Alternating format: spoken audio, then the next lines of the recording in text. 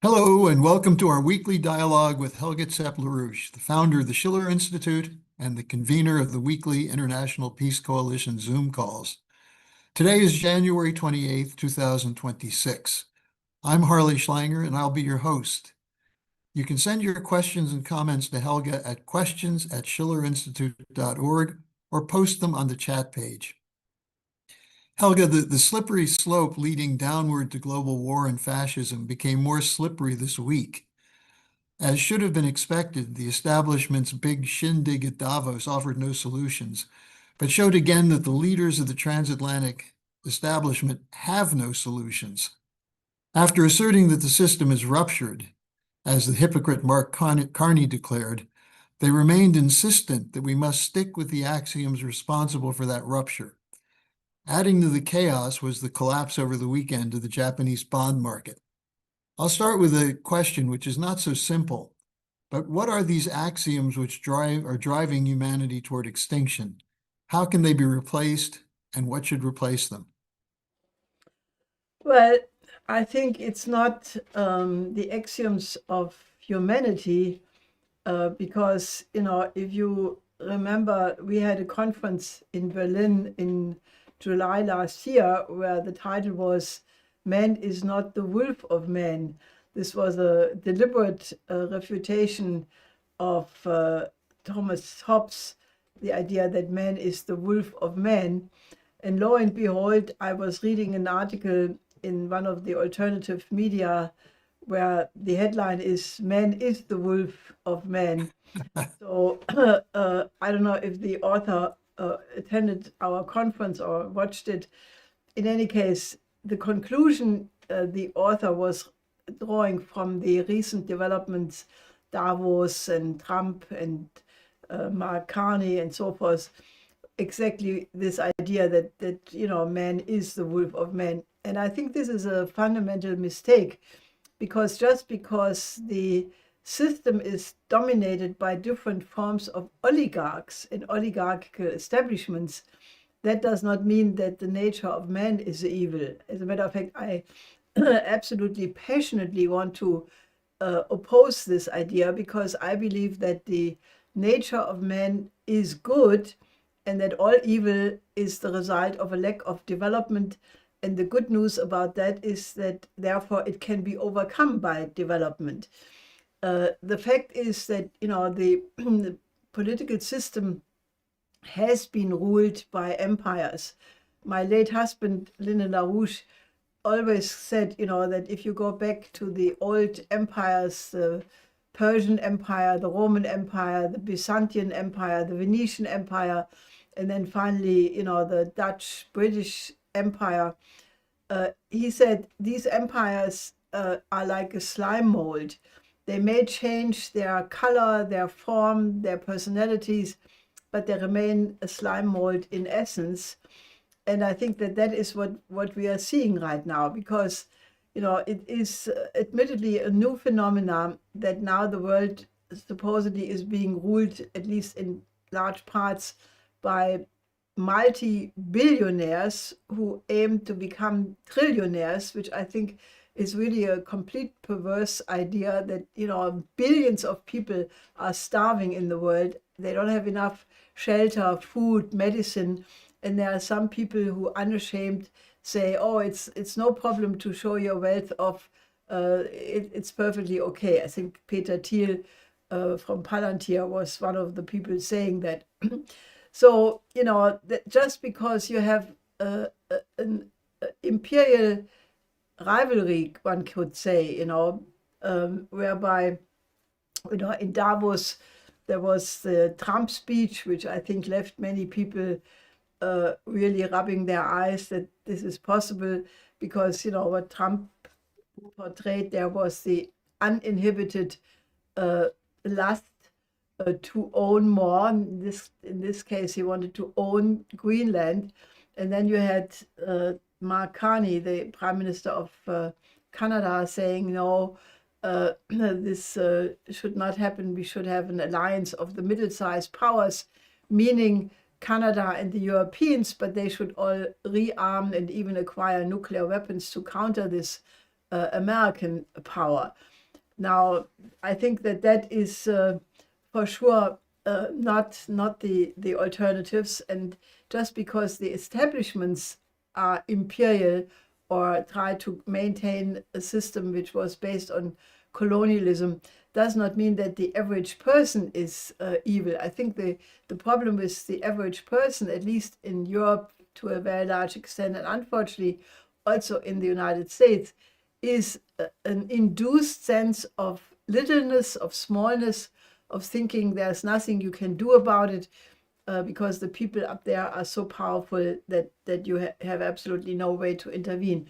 But that's obviously not true, because if enough citizens act like state citizens, that they take responsibility for the outcome of history, for the well-being of their country, then these oligarchical elites could not do what they are doing. So the blame is not on the axioms of the nature of man. The blame is that not enough people develop the civil courage and the passion to acquire the knowledge to stand up and act like citizens. I have to say there's something technically wrong with the picture, Helga. We'll try and get that fixed. Let's go to the first question that came in. Someone wrote, one of the areas of concern is the escalation of violence around the Trump administration's handling of immigration, especially following the 2 murders in Minneapolis committed by employees of ICE, the Immigration and Customs Enforcement. These 2 deaths have resulted in a dramatic drop in the polls for the president and his team in their handling of immigration, including among Republicans. And several people wrote in asking, what are your thoughts about this? Is the Department of Homeland Security out of control? I mean, this is obviously the extreme dehumanization and desensitization with which these ICE agents are moving against the demonstrators. There are several American writers who basically started to ask the question, is this a new Gestapo? Is this an American form of fascism? Now, I think this is a very serious question because, I mean, you are not lightly throwing around notions like, Hitler and Nazis and fascism and so forth. But, if you look at the Wir müssen eine Sekunde disconnecten und wir connecten. Sag mal das.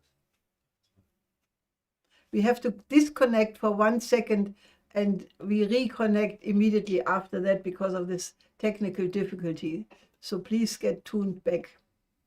Okay. Okay. Hello? Okay, can you hear me? Okay, good. So we are, Okay. I think I'm back on. yes, you can continue. Okay. Let's see, you finished the answer to that question. So the next question comes from a contact in Poland who writes, there seem to be mixed signals from the negotiations involving the US, Russia, and Ukraine following the meetings in Abu Dhabi. Is there progress? And a question from someone in Germany on the same issue asks, are the Europeans responsible for the failure to get this concluded? Well, I can only say that today, again, there is a tripartite meeting between Russia, Ukraine, and the United States representatives. Apparently, the last really tricky point is that the US only wants to give security guarantees to Ukraine if the Ukrainians give up those parts of the Donbass which have not yet been taken militarily by Russia. And apparently Zelensky is digging in his heels, opposing that, being encouraged by the Europeans to do that. So it seems to be, that there is still no real change in the attitude of the coalition of the willing. You remember that Macron and Meloni and Merz had all said that there must be a more balanced approach, that the Europeans should talk also to Russia. But as of now, to my knowledge, there has been no communication yet with Moscow, and we are still in this absolute, extremely dangerous zone.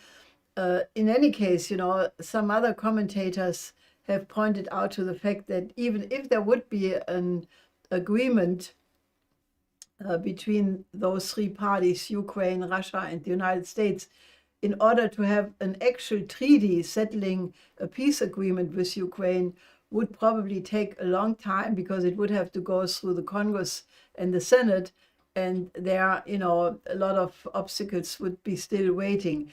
So I would say there is a little bit of hope, but the clouds of a dangerous escalation are still there, in my view. And there's another question that just came in. By the way, you're listening to Helga Zepp-LaRouche.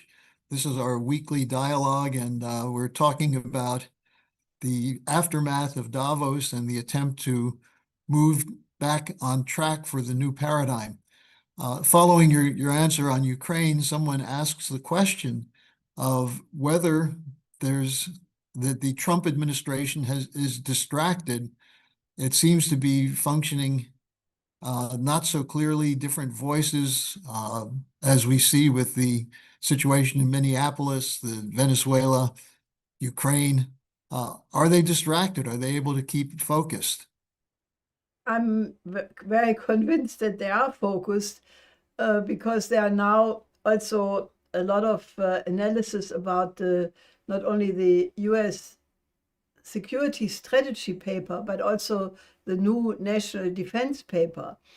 And these analyses basically come to the conclusion that, what has changed is maybe, the verbiage about human rights, about humanitarian interventionist wars, about rules-based order, or any pretext of, such nice reasons for these military interventions. But that if you take this verbiage out of the picture, what remains is a hardcore insistence on the maintenance of the US dominance in the world. The only difference is the main focus is now on both the Western Hemisphere, that is Latin America as a backyard of the United States, but also the Asia Pacific, where, basically the emphasis is less on Europe, and the Europeans are sort of in a state of shock because, the Atlanticist order, which they had, with all the previous administrations, Obama, Biden, and so forth, that is somehow out of the window, and they're being, told very unfriendly, you have to take care of your own security yourself. And so there is a kind of limbo, because the Europeans, were dependent on the being sort of the happy vessels, as one of them put it, for such a long time, that now that the vessels are treated badly, they are unhappy slaves. And, they have not yet adjusted to it, because they are now cut off Russia. They're cut off cheap energy from Russian relations. They have not, in any sense, a foreign policy on their own. Ursula von der Leyen is trying to, the Mercosur treaty did not come through, so she went to India and made a big trade agreement with between the European Union and India. But that is, according to some people in India, not so easy, because many of the Indian export products are not on a European standard, neither on environmental nor on labor terms. So I think that the present situation, I would really characterize absolute determination of might makes right on the side of the Americans, swimming around in circles, not having a clear idea where the future is for the Europeans, and Russia basically drawing its own conclusions out of all of this and marching forward militarily, because they do not trust anybody in the West. Maybe they keep the negotiations with the Trump administration. That's at least what all leading Russians are saying on the model of the Anchorage discussions. But I think that the real orientation of Russia and China is their strategic partnership, the BRICS, the SCO, and basically, continuing to strengthen their own affairs and not trusting the West anymore at all. Well, this theme seems to be quite popular with our viewers. And by the way, you can still send your questions to us at questions@schillerinstitute.org. Here's one from an activist in Texas. She writes, "We're not hearing much about Venezuela now. Have the U.S. troops left? Is this done? What's been accomplished?" No, I think the demand from the United States that the interim government of Rodriguez should simply obey American orders, including on any possible deal concerning the oil, remains. But I saw a statement by President Rodriguez that that they are sort of tired to just take orders from Washington. So I think that is a crisis still ready to go, and the only lessening of it is maybe the fact that now one aircraft carrier of the United States is already in the region of Iran, Mediterranean Gulf, and two others are on their way.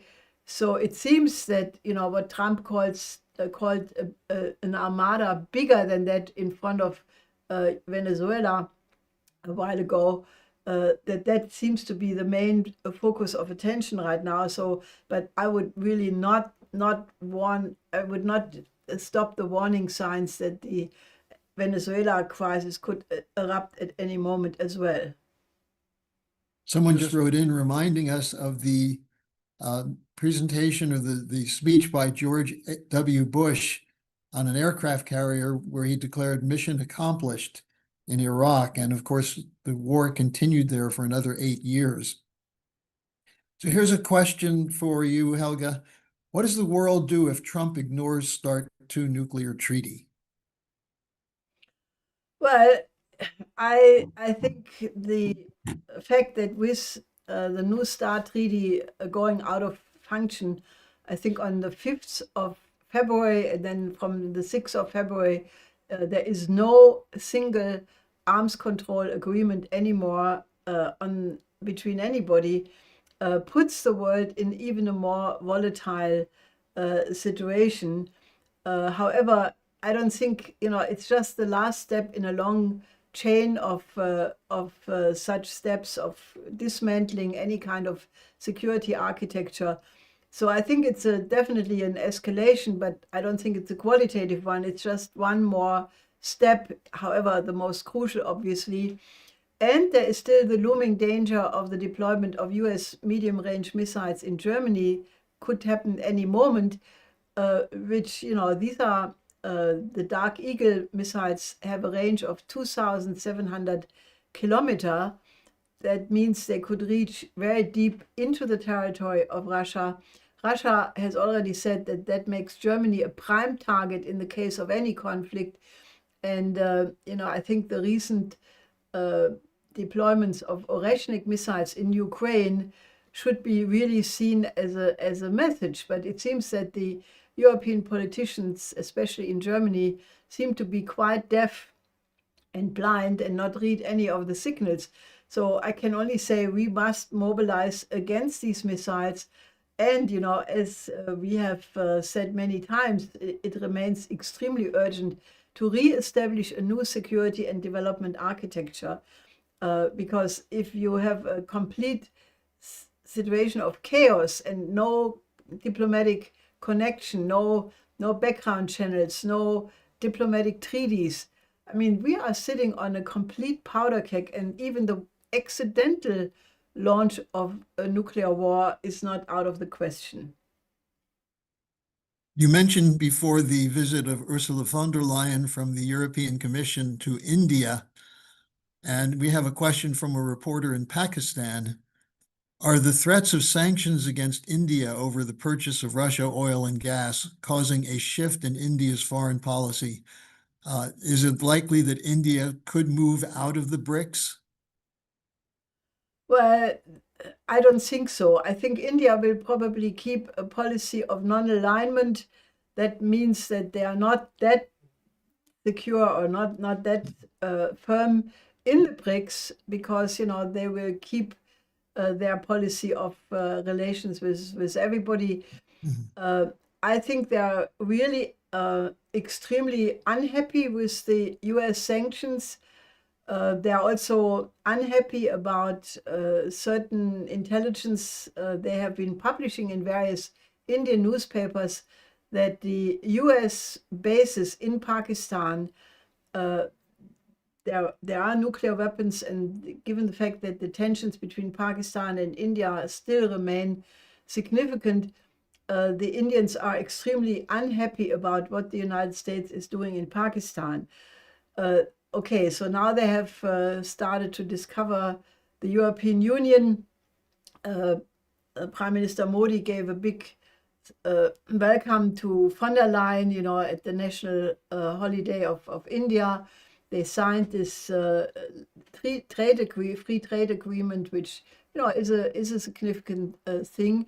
So I think India is trying to basically keep a balanced view. I think President Lula will arrive soon in India. I don't know the exact date, but in the next period, very, very close. And I think that will be important, because Brazil and India also are two very important factors in the BRICS. And Lula and Modi, I think, are getting along quite well. So it's a complicated situation, but I think still the BRICS and the SCO are the foundation of the attempt to build a new economic system based on equality, win-win cooperation. And naturally, this all takes place in a very stormy period. So, I don't think it's cut in stone yet where this will go. Similarly, there's a question about the ongoing effort to break the Russia-China relationship. Someone wrote in, several European leaders have been to China recently. Is there an effort from the EU, NATO countries to do what the US couldn't do, break the Russia-China relationship? How foolish do they think the Chinese and Russians are? Well, these efforts have the chance of a snowball in hell, because, this is, both Russia and China have long ago buried their previous differences. They are fully aware of the fact that, Brzezinski and many others were always trying to cause disunity.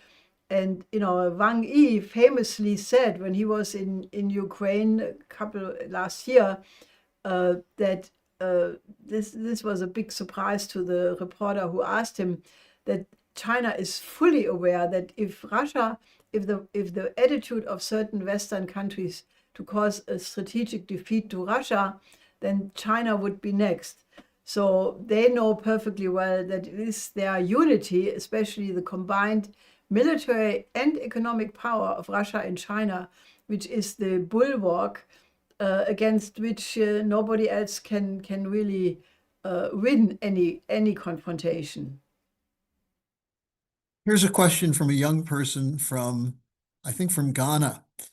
I've been very excited by your discussion of the potential for youth. It seems as though after talking about the youth of the previous generations, I think she's talking about Gen X, being apolitical and only focused on pleasure, that today the young people do want to play a role. How can you work with them to bring them into a position where they can be qualified to play a role in making policy? Well, we have had now a couple of conferences, both in person in Paris, several Zoom conferences, with young people from, practically, I think, except Australia, all other 4 continents were represented. And I think that there is a growing awareness of the fact that, the young people, especially from the global south, have to raise their voice and they have to, get better informed on all these topics, on economics, on science, on cultural issues, philosophy, history. And, the good thing is when you are talking to people in Africa, the chance that you are talking to young people is extremely high because, take a country like Ethiopia, where 80% are under 25, likewise in other African countries. So I think that is why it is absolutely correct to say that the future belongs to Africa.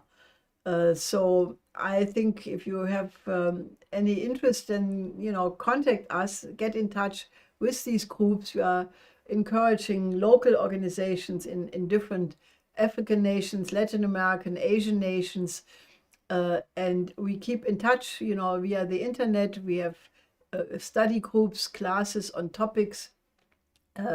So it is actually, I'm convinced in the very long time that if the young people from the global south basically would organize themselves in powerful groupings, hanging together in an overall organization, and demand that the new paradigm must be one of equality of all nations, of absolute respect for sovereignty of each, of non-interference in the internal affairs, of the right to development, to have enough food, to enough education, to enough health system, develop your own industry, agriculture, stop being a raw material exporting country, developing your own value chain in your own country, and that nobody has the right to deny that.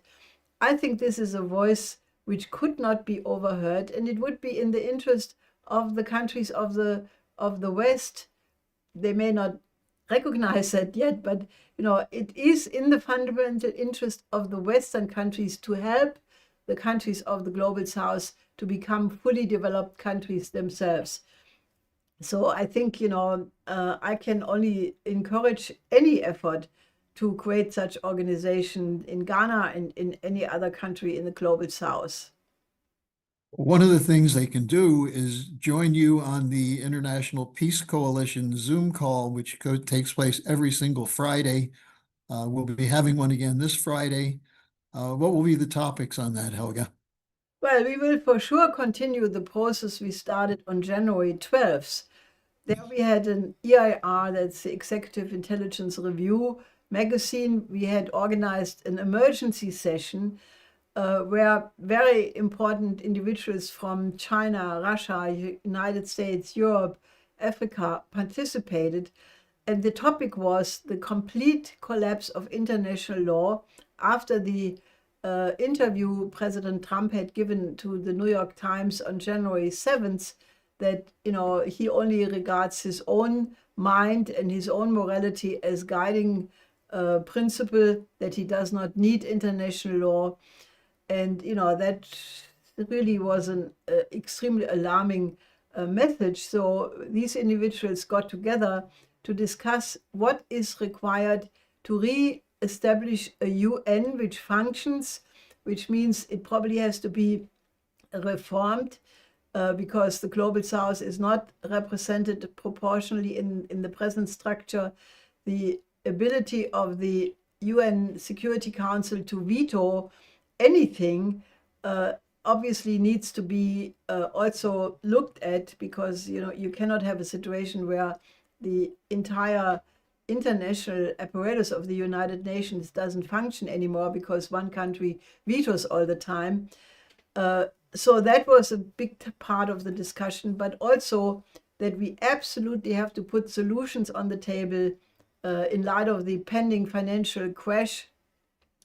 The need to have a new global Glass-Steagall law, to have a national bank in every country, to have a new credit system providing countries with cheap long-term credit for development, to build a Eurasian land bridge into a world land bridge, connecting all continents through infrastructure and tunnels and bridges.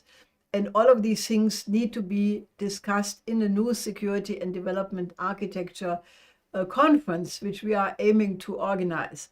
So this group, you can go to the Schiller site, you find the proceedings there, you find the 3-hour video of the entire conference and the speeches, you find a 40-minute short version, you have in the recent EIR all the speeches in a written form, which are absolutely a historic document because it is the highest level of the discussion on what is required to reestablish international law you can find in the present debates, and spread that around. Contact people with it, contact governments, contact think tanks, universities, civil institutions, because we plan to continue this process. We will plan to have another big conference beginning of March, where the idea to absolutely have a new security and development architecture will be the topic, with even more institutions and speakers.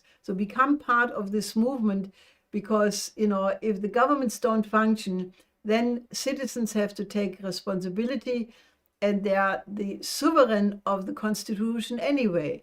It is not the president and the government who are the boss, so to speak. They are the servants of the people. And in a time of crisis, the sovereign, that is the people, have to take responsibility. And if the institutions don't function, they have to create new ones. This is the absolute message of the Declaration of Independence of the United States. It's the 250th anniversary of the American Revolution. And it is the charter of the Schiller Institute, because when I founded the Schiller Institute 41 years ago in 1984, I wrote a charter, and I looked around what are the best documents, and I came to the conclusion that the American Declaration of Independence is the best short document expressing what needs to be done. So I only changed maybe 6 or 7 words. Where it says American colony, I say countries of the global south. So I changed it in such a way that the Declaration of Independence is now applicable for every country on the planet. And that is what should guide our activity. So contact us, become part of this movement of world citizens. And you can join the International Peace Coalition conference call this Friday at 11 a.m. Eastern. You can get the link on the Schiller Institute website. So Helga, thanks for clarifying some of these issues. It's quite a mess in the world, but as you say, there's a solution for all of these problems. So we'll see you again next week. Yes, or on Friday. Be good.